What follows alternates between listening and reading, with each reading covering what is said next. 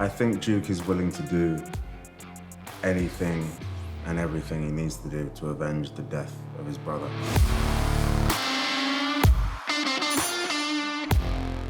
What was the training like for this, to play a boxer? Had you boxed before? Not really. I did a little when I was a teenager, but jiu-jitsu is really my kind of martial art, yeah. But I am a fan of boxing, so I'm very familiar and I follow it, and I'm, you know. But it was, yeah, I didn't have very long to prepare, 2 weeks, but I had a great trainer that I worked with, Marcus. So, yeah, it was, you know, we did what we had to do. What's your best move?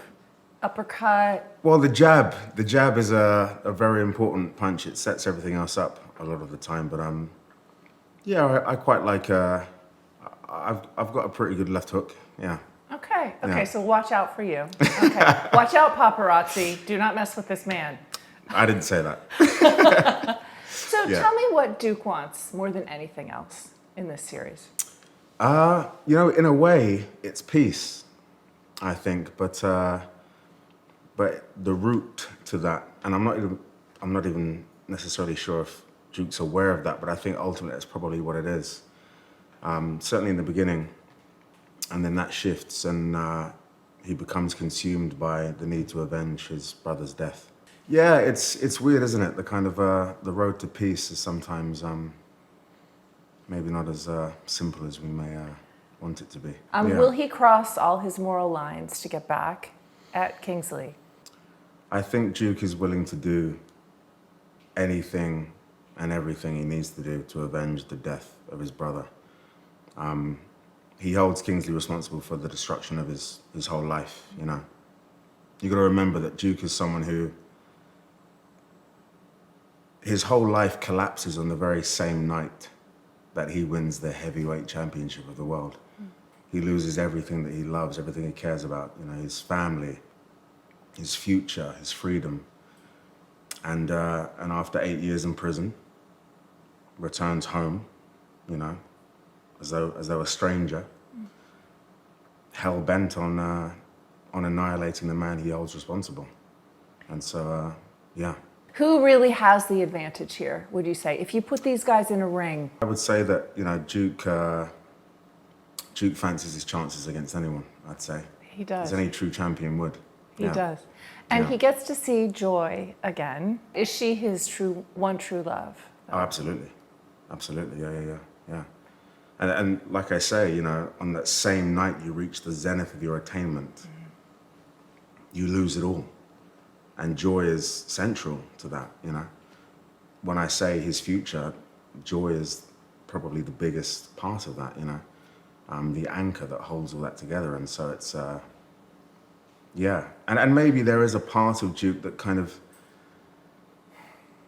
maybe wants a future after Kingsley and the Marshall Empire are taken care of. Maybe. I think that's not first and foremost, but as we've seen, he can't help himself. But, you know, it's like a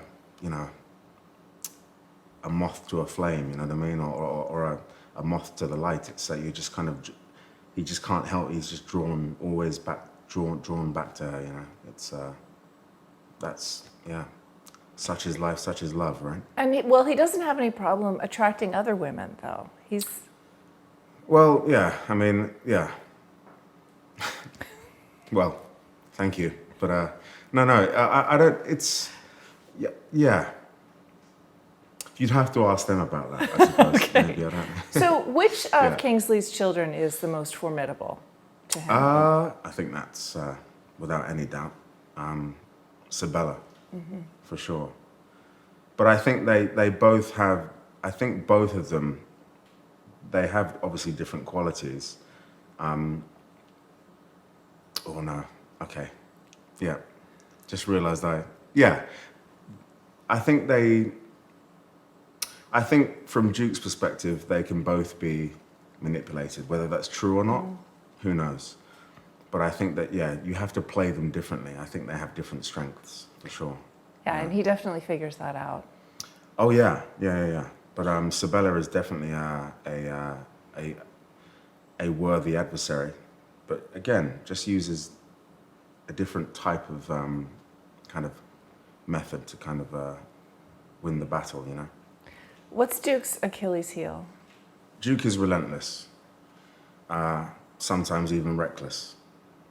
And as I've said, is willing to go to whatever end he needs to fulfill his objective. With that being said, Duke is not a monster. He's wounded. So he is a man who has heart. He is a man capable of love.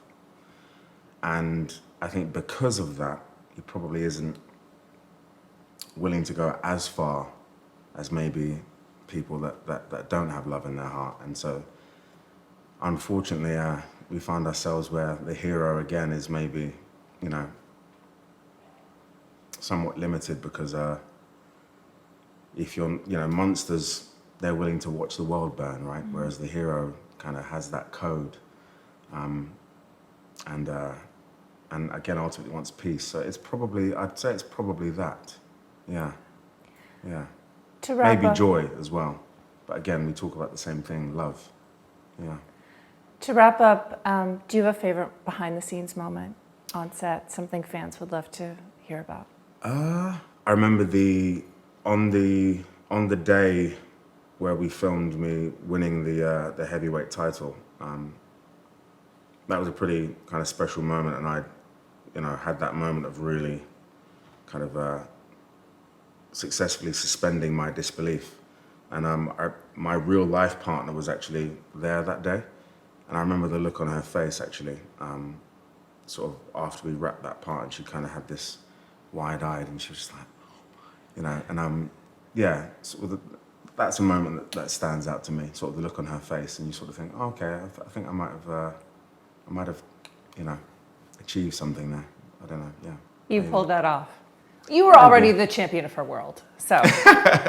Okay. Yeah, I hope so. Absolutely, yeah. Well, hey, she's the champion of mine for sure.